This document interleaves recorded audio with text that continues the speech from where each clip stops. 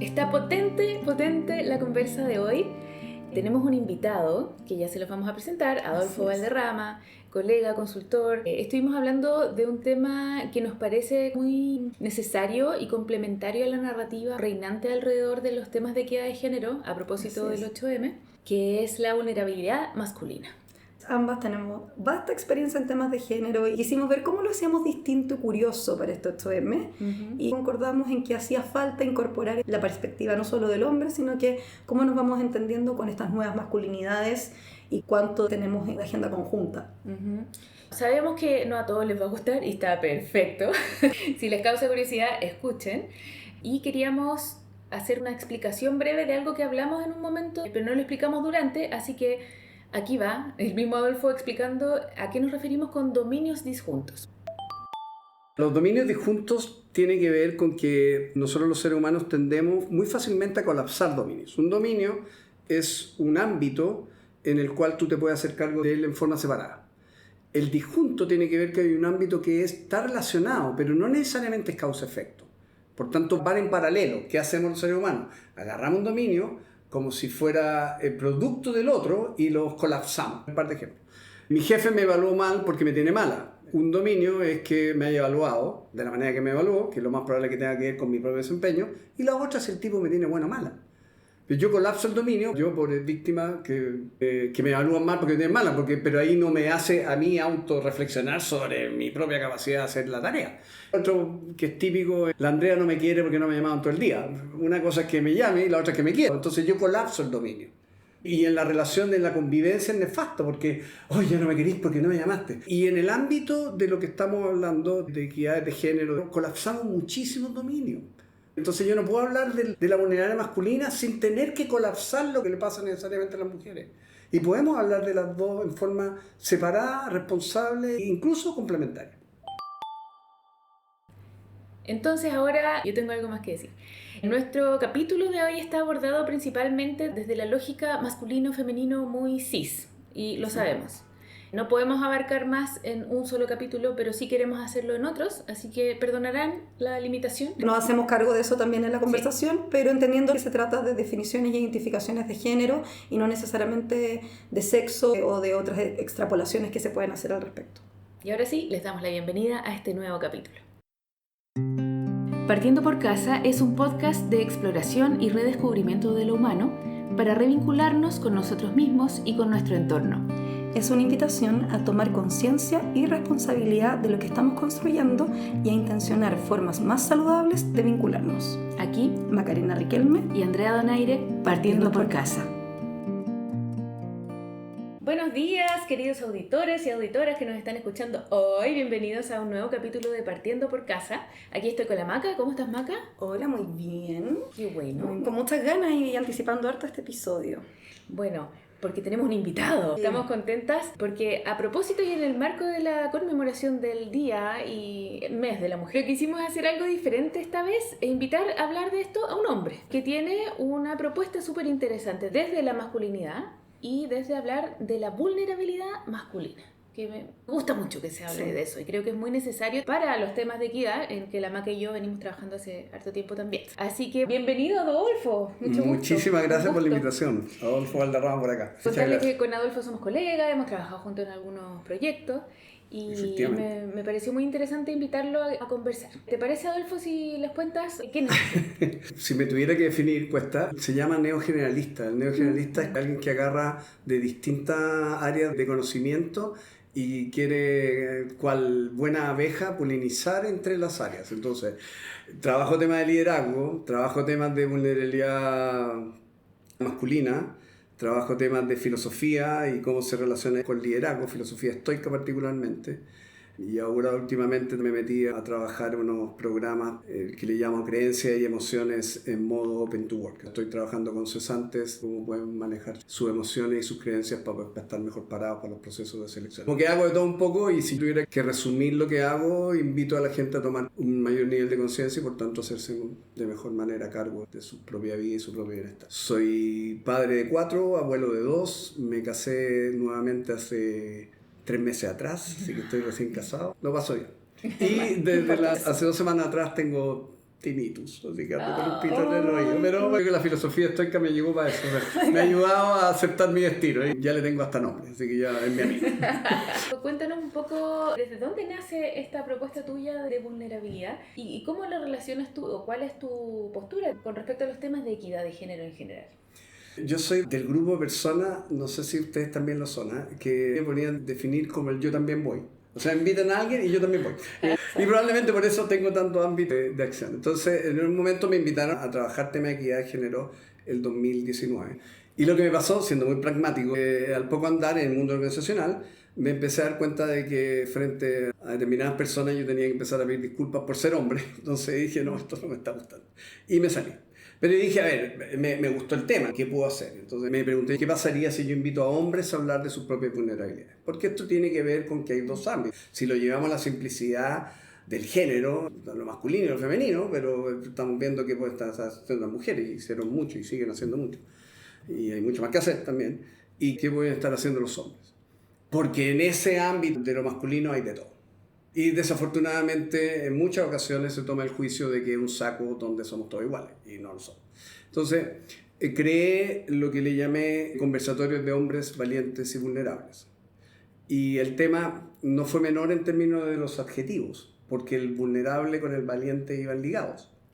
De hecho, les cuento como anécdota que una amiga, psicóloga, yo le mandé por WhatsApp y le dije, este era un conversatorio solo para hombres, que tenía el siguiente formato: jueves presencial en la tarde, en mi departamento, cheese and wine, de 7 a 9, teórico, porque estábamos hasta las 11, gente que no se conocía, que no es menor, el hombre se abre mucho más ante otros hombres que no conoce que ante hombres conocidos. Porque con el hombre conocido tenéis que mantener la identidad, mientras cuando no te conocéis como que da lo mismo.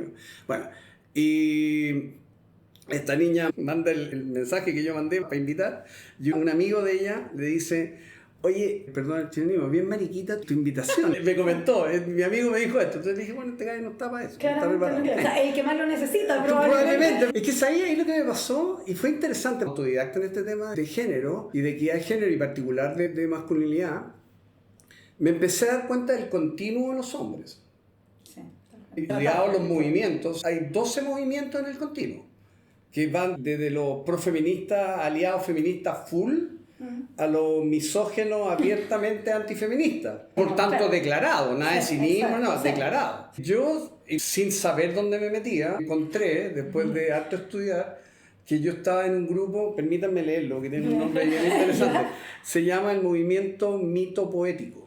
Y el movimiento mito poético está basado en los estudios y en los libros de un estudioso americano que se llama Robert Bly, que escribió un libro que se llama Iron John, por la década del 80, que develó una nueva mirada de cómo los hombres nos podíamos ver, y que tenía que ver con el crecimiento personal de la masculinidad, el desarrollo de la sabiduría a través de los arquetipos ancestrales, junguianos también, tradicionales, pero en el entendido de que el hombre podía ir a encontrar su emocionalidad y ahí develarla de una manera que estaba en un punto intermedio en que no era feminista full, ni misógino. Y en eso no es antagónico y no es respecto al otro, sino que tiene que ver con tu viaje personal.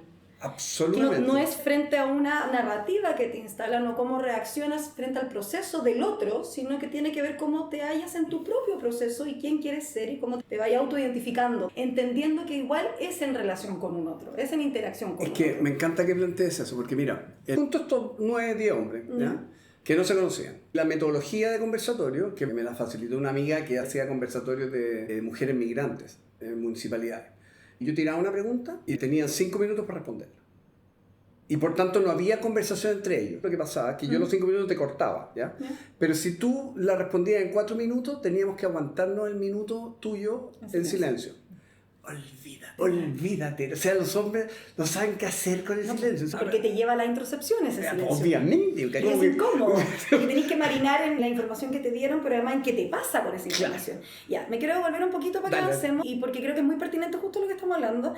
Yo sé que en 2019 te invitan a participar en esto y te sentiste inadecuado ahí y anoté, me gustó el tema. Quiero que hagamos doble clic en qué fue lo que te gustó, porque creo que justamente en este cruce de que tú entraras en un tema que capaz no era el tuyo, de alguna forma te abrió una ventanita a algo Por lo que tú planteas, fue muy desde lo curioso, te invitan, piérdete una, que en eso también me identifico. De hecho, es raro que yo diga que no a algo si me genera curiosidad, pero me parece que hay un bichito que picó. ¿Cuál fue ese bichito? ¿Qué fue lo que identificaste ahí que tú dijiste, hay que seguir trabajándolo? Me encanta la pregunta porque mira, probablemente paralelo con el estudio de la filosofía, me he empezado a dar cuenta, cosa que me incomoda y que me lleva a rebelarme de alguna manera, es cuando una persona de una determinada edad, condición social, de una determinada profesión, sea hombre o mujer, tiene un discurso tal que después en la próxima semana tengo otra persona de características completamente distintas y tiene el mismo discurso. Y después otra y tiene el mismo discurso. Interesante porque entrae al espacio el dogma. Y cuando entrae al espacio el dogma, ya ahí no le empiezo a creer. Porque entonces si yo me meto en el espacio del dogma y termino hablando como hablan todos, con los argumentos que tienen todos, quiere decir que ya no estoy pensando por mí mismo. Entonces yo dije, tengo que crear algo. Ojo, porque desde ahí mi juicio, puede estar de acuerdo o no, cuando me empecé a meter en el tema de equidad de género, yo empecé a ver dogma. Heavy. Mucho nos convoca porque propusimos invitarte a ti, porque ambas que llevamos un buen rato trabajando en temas de género, se vuelve lo mismo y te niega la reflexión. Absolutamente, perdón, y en este caso particular le tenéis que echar la pimienta, el ají, todo el condimento de que la discordancia que tenemos los dos se polariza aún más porque el tema del género, el editorial y... Olvídate, o sea, no podía hablar. Esta cosa de la cancelación, ¿no? Absolutamente. No estáis conmigo, estáis contra mí. Y yo dije, tiene que haber un punto intermedio. Entonces, respondiendo a tu pregunta, no quise irme por el dogma y vi mucho dogma. Y estar peleando con el dogma, ¿para qué? ¿Para qué vamos a estar ahí? Y es parte de lo que conversamos cuando dijimos, ya, se nos va a venir 8M. Ambas nos hemos dedicado harto tiempo a temas de género. Es un tema que claramente nos mueve y por eso nos hemos dedicado a eso. Nos identifica también a ambas, pero también sentíamos que había algo que aportar que hoy día no está en la discusión. En esto que lo retrataba muy bien, como de que se meten a todas en un mismo saco, y uno de los grandes problemas que vi en la agenda de género, se nos mete también a todas en un mismo saco. Obvio. Donde incluso volviendo al origen del feminismo, donde Simone de Beauvoir, el feminismo es individual, la lucha es colectiva. Yo te acompaño en donde a ti te aprieta el zapato, porque a mí me aprieta en otro lugar, pero vamos juntas en esto. Porque entendemos que acá hay algo que hay que construir. Es que me encanta la frase, porque como me acerqué a esta manera de abordar el tema fue a los pareceres individuales, no a los colectivos. O sea, yo no quería colectivismo en términos, todos los hombres pensamos así. Porque cuando todos los hombres lo empezamos a agrupar en los movimientos que hay, yo no tengo por qué construir ningún movimiento. Mi objetivo final es decir, después de 6 sesiones, ¿el tipo salió más sensible de sus propias vulnerabilidades? ¿Sí o no? Sí. ¿Puede eso aportar a tener un mejor convivir con otros? Sí, listo, la hice. Y si tú podías aportar en la empresa a tener una mejor relación con tu jefa, con tu compañera, compadre, lo hiciste con tu pareja. Y te lo llevo a algo que ya tocamos en un episodio anterior, una mejor relación contigo mismo. Partiendo por ahí, partiendo por casa. Me encanta. Pero se da muy de manifiesto el diagnóstico que lleva a este proyecto, esa intolerancia del proceso del otro solamente porque todavía no ha hecho el propio. Y sí, efectivamente que hay un elemento relacional y que tenemos que hacernos cargo también en este episodio de que hay mucha violencia detrás, hay mucho trauma detrás, ha habido mucho daño. Pero lo que a mí también me llevó a hacerlo distinto es que esta agenda de dogmas, fuera de negar el proceso personal, tampoco está construyendo los puentes para resolverlo. Hay diferencias que son estructurales y tenemos un sistema que está perjudicando a todo el espectro en realidad, porque estamos hablando muy desde los cisgéneros heteronormados, pero también hay muchas otras identificaciones que no están en la discusión. Cómo vamos siendo individuos dentro de este colectivo y movemos agendas que nos hace sentirnos mejor como personas, nos da un espacio de pertenencia y, como dices tú, nos permite relacionarnos de mejor manera en todos los ámbitos. De los cuestionamientos que me hice fue, primero, sensibilizar. Y la sensibilización en el tema de la vulnerabilidad no es menor, porque quiere decir que el hombre se tiene que abrir a que eso ocurra. Y por tanto hay que crear el espacio para que se pueda hacer de una manera en que el tipo sienta confianza en hacerlo. Y uno de los cuestionamientos grandotes que me di fue la mirada sistémica versus la mirada individual. Porque en la mirada sistémica surgió con mucha fuerza, por un lado el tema de las nuevas masculinidades. Y por otro lado, cuando yo empezaba a hablar de esto, con quien lo comenzara a hablar, más allá de estos conversatorios en el mundo organizacional, la invitación permanente era a que yo definiera vulnerabilidad. Yo tuve la fortuna de estudiar un magíster de biología cultural con el doctor Maturana, y siempre cuento la anécdota, me parece muy decidora, que en una oportunidad yo le pregunto al doctor, ¿usted podría definir, no me acuerdo qué, concepto, distinción? Y el doc, como le decíamos cariñosamente, me dice, pero señor Valderrama, usted no ha entendido nada. Nosotros aquí no hacemos definiciones. Nosotros aquí establecemos dinámicas relacionales. Y yo me quedé marcando ocupado. Después en el break le pregunté a un compañero qué diablos es eso. Entonces mi compañero, que después hicimos la tesis juntos, me dijo, mira, ¿tú has utilizado, Andrea Maca, alguna vez una silla como escalera? Entonces, ¿qué es lo que plantea Maturana? Si yo agarro la silla y la defino como el mueble que sirve para sentarse, le quito la posibilidad de que sea una escalera. Invita a que nosotros veamos la silla desde la dinámica relacional que establecemos con la silla. De sus propiedades más que su función específica que le asignamos. Que le asignamos el tema. Alguien se lo asigna. Como bien decía Maturana, todo lo dicho es dicho por alguien. Entonces, ya, pero define nuevas masculinidades. A ver, ¿cuál es tu necesidad de definir la nueva masculinidad? Porque cuando alguien la define, primero la define A. Y define una. Claro, define su versión de... Justo. Si te fijáis, cuando la define y tenía algún grado de poder, en alguna medida la hacía exigible. Exacto. Porque entonces, para que el hombre sea nuevo hombre, tiene que cumplir con tales requisitos. Y si yo no caigo ahí, ¿qué? Y se vuelve de nuevo dinámica excluyente que Absolutamente. uno quiere... ¿Para qué andan necesitando definir masculinidades? ¿Por qué necesidad? Entonces, si lo llevamos desde la dinámica relacional, la pregunta, que era una de las primeras preguntas que hacíamos en el conversatorio, es ¿qué te pasa a ti, Gustavo, con tu masculinidad? Y la conversa es completamente distinta. Y la segunda es, ¿qué te gustaría cambiar de tu masculinidad? Y la conversa es completamente distinta. Define masculinidad, compadre, es lo que a usted le pasa con la masculinidad. Y cuando empieza así, me pasó en particular en el tema de equidad de género, como me pasa también ahora con el tema de la neurociencia, o como me pasa con el tema de los startups, que tiene un lenguaje que es tan ridículamente específico que yo me siento absolutamente ignorante. A mí me resta. Porque yo estoy entrando y me van a preguntar la diferencia entre tal cosa, ¿han cachado los de los startups? Es insoportable. O incluso ahora con la neurociencia, que tenéis que saberte la vitamina, la no sé cuánto. No tengo idea. ¿Por qué tengo que saber eso? Claro. Es como una exigencia previa a poder conversar. Si yo sigo ese juego, estoy siguiendo el juego del dogma sistémico. Y si yo me empiezo a preguntar qué me pasa a mí con la vulnerabilidad, me estoy preguntando qué me pasa a mí, punto. Y es otra conversa, me invita a abrirme desde otro lado. Oye, Adolfo, las personas que han ido a estos conversatorios, estos talleres, tengo curiosidad sobre qué tejas les caen en la conversación. Hay un estudio de Estados Unidos, esto que lleva harto tiempo, en el tema de masculinidad. Hicieron un rango de cómo los hombres se hablan en distintas instancias. Entre los 4 primeros, de hombre abriéndose con hombre, estaba el barman, el peluquero, si eres creyente, tu cura, pero ponte tú, el amigo estaba como en 6º lugar.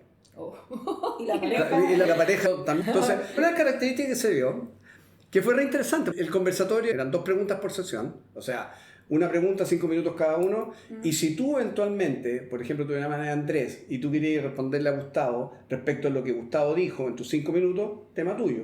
Pero no estás hablando de ti, estás hablando de Gustavo. Claro. Después hacíamos un pequeño break y en el break intercambiábamos opiniones. Y cuando terminaba la segunda ronda de preguntas, ahí ya dejamos una conversación libre. Mi compadre le dice al otro, oye, weón, yo juraba que esa weá me había pasado solo a mí. ¿Te puedo dar un abrazo?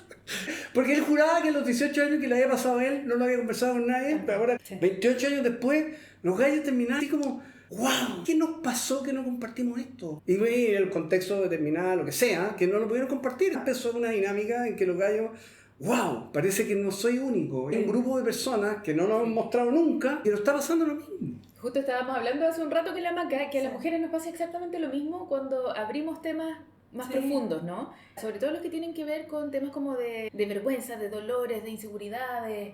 Hay un relato similar, pero que está perdido en la invisibilidad y en no conversar. Y en la construcción que tenemos de cómo debemos ser y qué es lo que nos debe o no nos debe pasar, no hablamos de lo que realmente nos pasa. Es que tomo lo que tú acabas de plantear del deber ser. El deber ser en lo masculino es heavy, porque teníamos que ver las características propias del ser hombre y lo que tenemos que hacer, y por tanto la vulnerabilidad no caía dentro de estas cualidades. Entonces empezaba a romper el paradigma de la vulnerabilidad. En una de las sesiones de los conversatorios vimos creencias limitantes. Lo que hacíamos era poner un montón de creencias limitantes en la mesa y que cada uno agarrara con la que se identificara. Y la pregunta era, ¿dónde la aprendiste?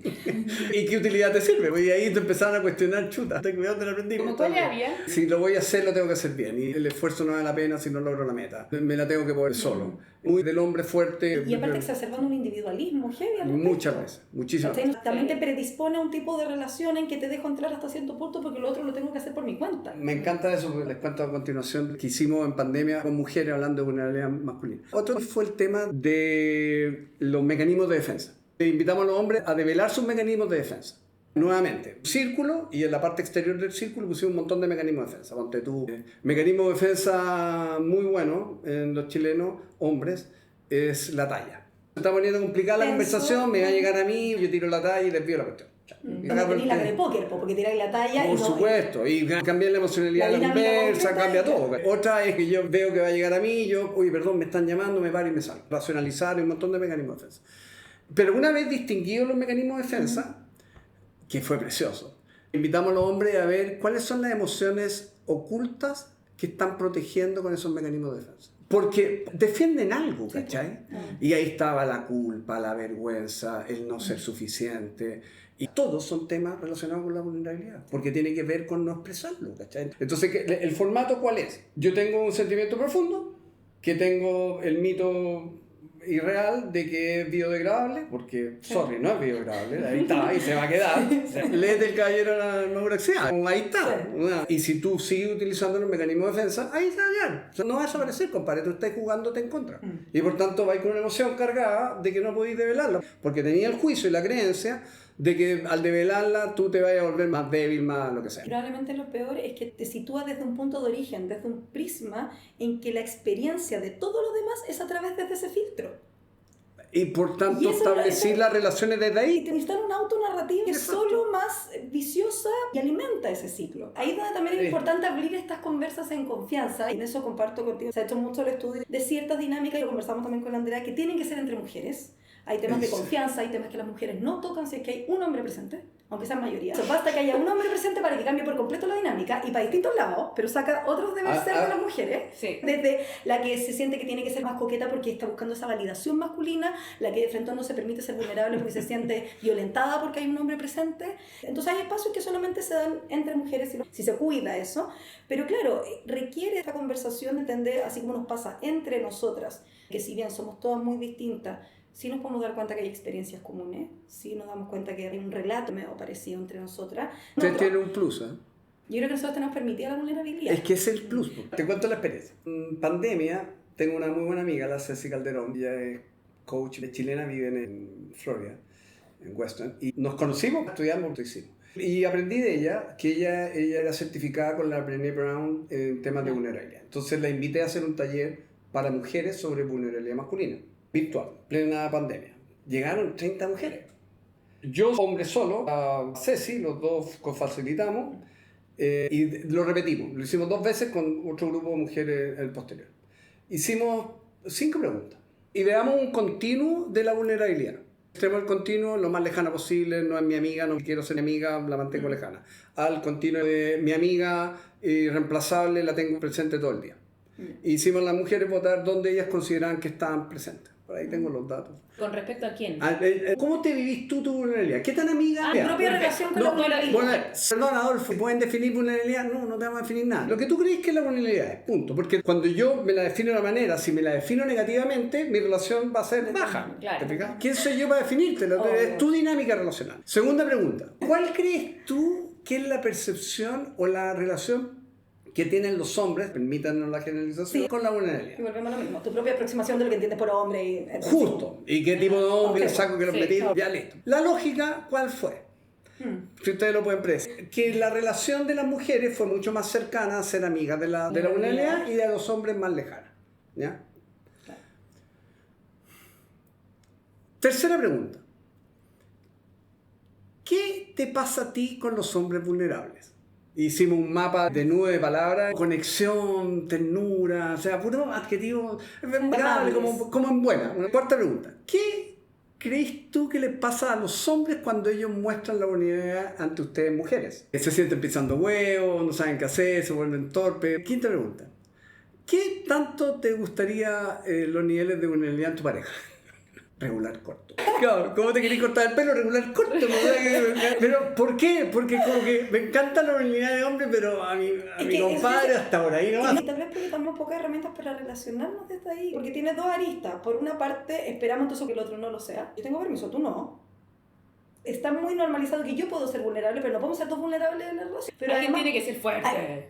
Pero además va enmarcado en una mitología mucho más amplia respecto al rol de género, en que la vulnerabilidad también va asociada a ciertas habilidades y que se contraponen a otras que asociamos a lo masculino o a ciertos modelos de éxito. Como género se tiene más permitida la vulnerabilidad, pero cuando uno se dedica a temas de alta dirección, de liderazgo, hay poquito permiso para esta vulnerabilidad también, porque va de la mano de otros atributos que no se consideran de firmeza ni de liderazgo, porque están asociados más también a lo masculino. Sobre todo en el mundo laboral. Si bien hay mayor permiso como género, volviendo a generalizar, en la individualidad hay personas mucho más rígidas, mujeres que están en ciertos cargos y que legitiman la narrativa, la cultura, y mucho más que hombres, porque operan en esa dinámica en que les valida de llegar donde están, cómo llegar.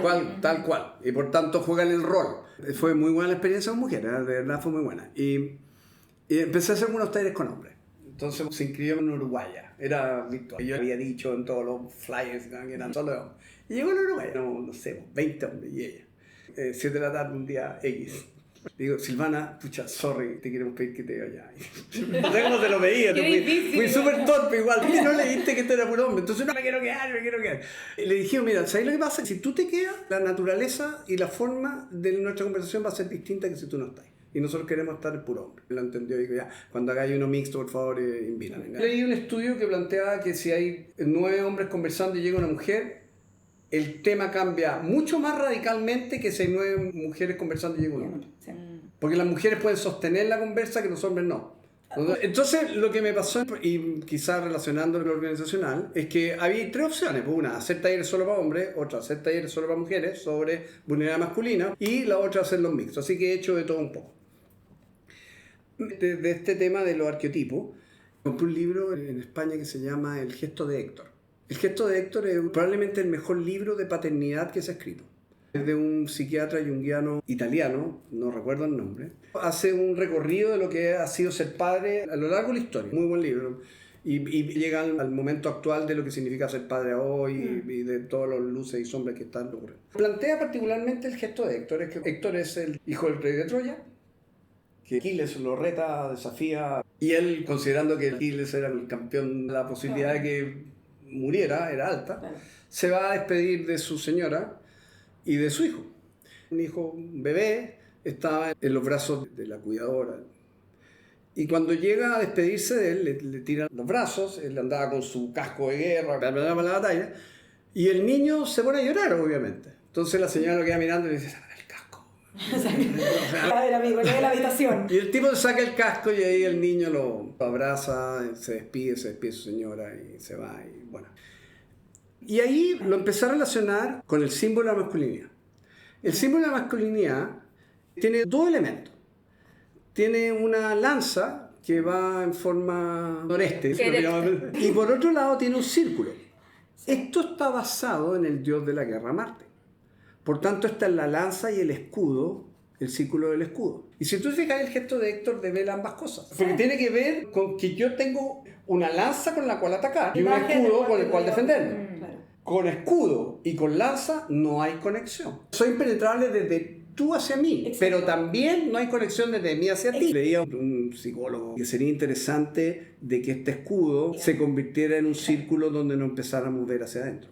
Como metáfora está bonita. Introspección, o sea, saquemos el escudo. Nosotros vivimos con los escudos y las lanzas. Sí, con la Andrea hemos trabajado en el mundo organizacional, en un mundo que es bastante masculino, de energías bien yang, y donde probablemente el 80% del coaching que le hacemos los hombres es un coaching que tiene que ver con el uso desmesurado de las lanzas y de sus escudos. O sea, es una metáfora para decir, compadre, relaja la vena y abre para conectarte con tu gente. Hay formas más amables de lograr lo mismo. Y el gallo orientado a la tarea y elefante en cristalería y por tanto coaching para ese. Mi experiencia es que cuando yo tengo coaching de vida, o sea, a mí me contratan para hacer coaching de vida, el 80% de los hombres que me llegan es el hombre que no sabe usar la lanza, ni sabe usar bien el escudo. O sea, está en el otro extremo. El hombre que Robert Bly le llama el hombre suave. Sí. El concepto de hombre suave surge en la década del 60-70, cuando las mujeres de Estados Unidos y Francia se empoderan y empiezan con movimientos feministas fuertes. Él dice, las mujeres se relacionaron mayoritariamente con hombres suaves. Porque ellas tenían la energía, pues ellas andaban con el escudo y con la lanza. Claro. Por la batalla que tenían que dar, legítima, 70% de esas parejas terminaron en poco tiempo. Porque las mujeres no soportaron a un hombre suave. Y un momento que dije, ya ve, compadre, ponte las pilas. Entonces, los compadres que están en el lado suave, que llegan a hacer coaching, es que estoy sin pega y mi señora ya no me soporta. Porque ella es la proveedora, porque ella es la gerenta. Y yo no sé qué hacer, no me valío. Si tú te fijáis en el tema del dogma, ese hombre no aparece, porque aparece solo el hombre del otro lado. Sí, salto a lo que conversamos previamente a grabar el episodio de los dominios disjuntos, colapso de dominio, desde mi propia experiencia. Lo que me ha tendido a pasar con el hombre suave es que no me complica la vulnerabilidad, me complica que eso se extrapola a una falta de pasión por la vida o por algo. Una cosa es que no andís con la lanza y el escudo por la vida, y sobre todo frente a relaciones que te importan, y otra cosa es que no des la pelea por nada. Es como la falta de lanza. ¿Por qué podrían no darla? La lógica que yo veo detrás es que normalmente esos hombres tienen un problema de autovalidación y por tanto no se la creen. De pronto tienen los recursos para utilizar la lanza, pero no se la creen. Entonces, ese tipo que llega a hacer coaching de vida necesita que yo lo empodere para que se empiece a mover. Si la lanza no es mala per se, si no tiene que ver cómo la estás utilizando. Porque, a ver, pongamos características particulares de ese hombre. Es un gallo que no sabe poner límite. Y por tanto se lo pasan allá la señora, los hermanos, los hijos, y él la pega. Entonces está sin pega, anda buscando pega y necesita presentarse. Y el psicólogo, la psicóloga se da cuenta, chuta, este gallo no me sirve. Necesito un gallo que ponga límite. Y en el otro extremo, el hombre fuerte, el que trabajaba en el mundo organizacional, es el tipo que está mal utilizando su fortaleza. Entonces, desde la mirada aristotélica de la teoría del justo medio, cómo encontrar el justo medio, un hombre se vive su vida desde la carencia de masculinidad y el otro hombre en otro extremo se vive su vida desde el exceso de masculinidad. Los dos extremos se vuelven disfuncionales porque no quería estar con un gallo que es rudo, no fuerte, ya rudo y agresivo, como tampoco quería estar con un gallo que ya se volvió no suave sino que débil. Las dos situaciones hacen que la relación sea disfuncional. Si te fijáis, acabamos de romper el dogma de que el hombre está acá nomás. Es todo un continuo donde podéis estar cayéndote mal en tu masculinidad por ambos lados. Es como invitar a ver cómo estás usando tu escudo y tu lanza y cómo eso te produce un buen convivir con un otro. Las preguntas que hacíamos en el caso de los hombres, ¿qué te pasa a ti, Gustavo? ¿Qué te pasa a ti, Andrés, con tu masculinidad?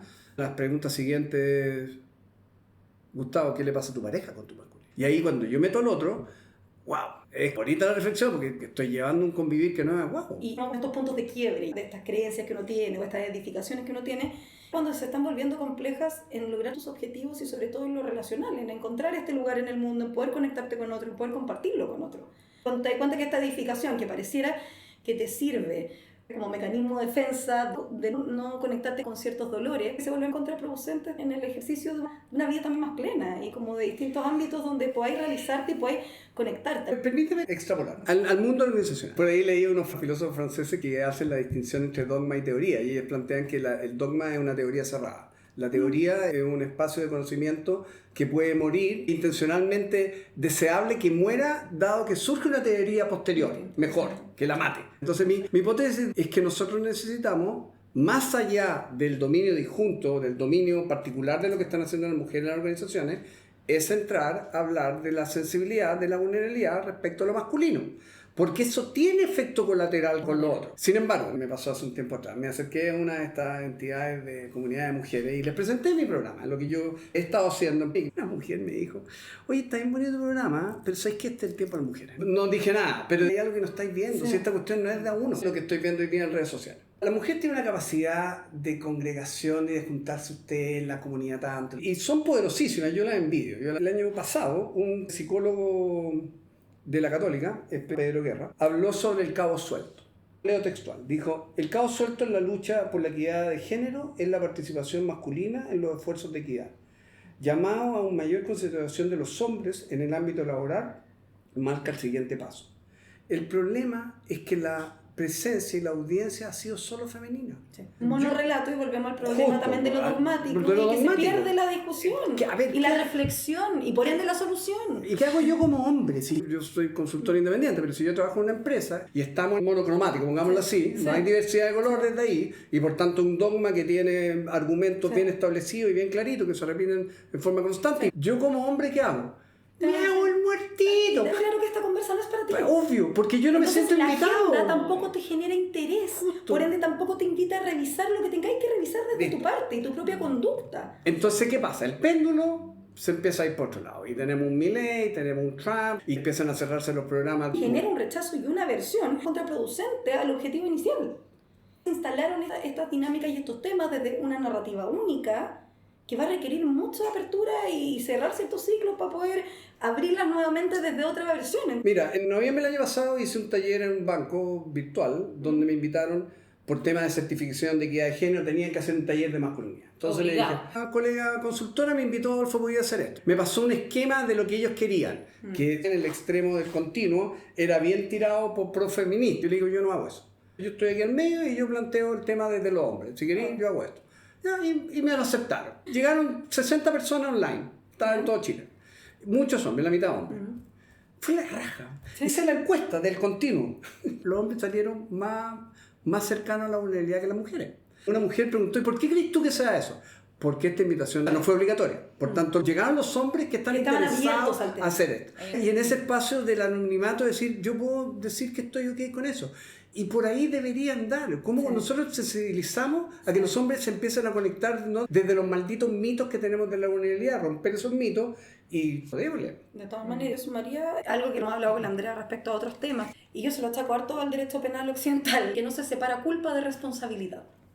Y se entienden ambas como lo mismo. Y acá hay un elemento de conductas, estructuras, dinámicas generacionales de mucho tiempo, heredadas, donde hoy con otros ojos estamos viendo conductas que hace un tiempo no eran reprochables o no con la misma forma. Pero no solo metemos a todos en el mismo saco, sino que parece que te asigno no solamente la responsabilidad de cómo construimos o cómo abordamos esto, sino que además la culpa de ser hombre. No estaríamos yendo en contradicción con lo que decía Simone de Beauvoir. Exacto. Porque entonces me estáis poniendo una responsabilidad que es social, colectiva, respecto a un comportamiento que Exacto. es ético o no ético mío. Ahora, que yo desde el espacio más compasivo, legítimo, empático, pueda actuar como actúe, bienvenido. Exacto. Pero que me exijáis hacerlo es otra cosa. Yo ahí me recho. O que lo ponga como condición para la conversación. Dicté un taller hace un tiempo atrás de este tema, en la semana del 8 de marzo. Me presentaban la mesa de género. ¿Cuántos son? 15. ¿Y cuántas mujeres y cuántos hombres? 12 mujeres y 3 hombres. Y yo pensé, ¿están invitados más hombres? O probablemente eso es lo que hay. Ojo, hay de todo, hay gallos que no van a ir. Sí. Pero por otro lado, si la invitación es correcta y yo siento que hay un espacio seguro, quiero participar. Hace un tiempo me tocó estar a cargo del área mujer de un partido político. Y justamente me preocupaba este elemento del monorrelato.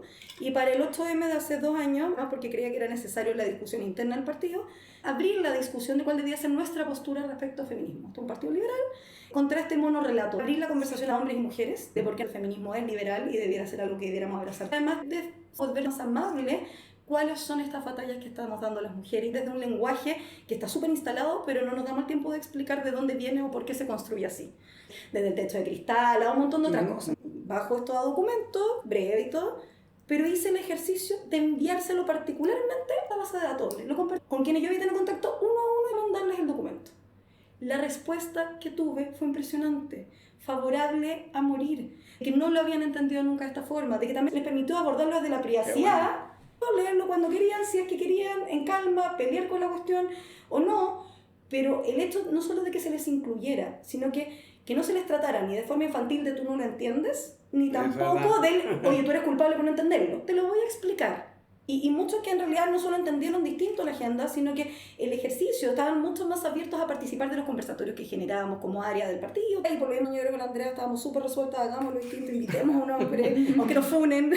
Si queremos generar nuevas dinámicas, tiene que ser desde esta apertura de abrir la conversación y, como bien decías tú, menos dogmas, menos certezas y más preguntas. Es que es bonito. Tengo que hacer un comentario final. No todos, pero hay un montón de hombres que sí, estamos dispuestos a abrir esos temas de vulnerabilidad, siempre y cuando los contextos de espacios seguros se den en que yo pueda cuidarme. Yo voy a bajar mi escudo, siempre y cuando yo sienta que hay confianza para bajar el escudo. Mi labor, espero continuar haciendo esto durante este año, es generar más espacios seguros para que estas conversaciones se den. Así que muy, muy, muy agradecido. Gracias. ¿Dónde te encuentran? Tengo un Instagram que se llama... No achicado, perdón. Hombres valientes y vulnerables, dos juntos. En el tema de vulnerabilidad estoy ahí y en temas de estoicismo me encuentran en otro Instagram que se llama Vía Estoica. El LinkedIn es más fácil porque ahí junto todos mis temas, Adolfo Valderrama Porter, que abierto y con mucho deseo de seguir trabajando esto en lo organizacional, meter el tema ya. Muchísimas gracias. Excelente la conversación, me encantó, muchas gracias. Esperamos que les haya gustado, que haya alguien escuchando al otro lado. Si es así, comenten, compartan, hagan algo para saber que están ahí. Nos vemos en la próxima.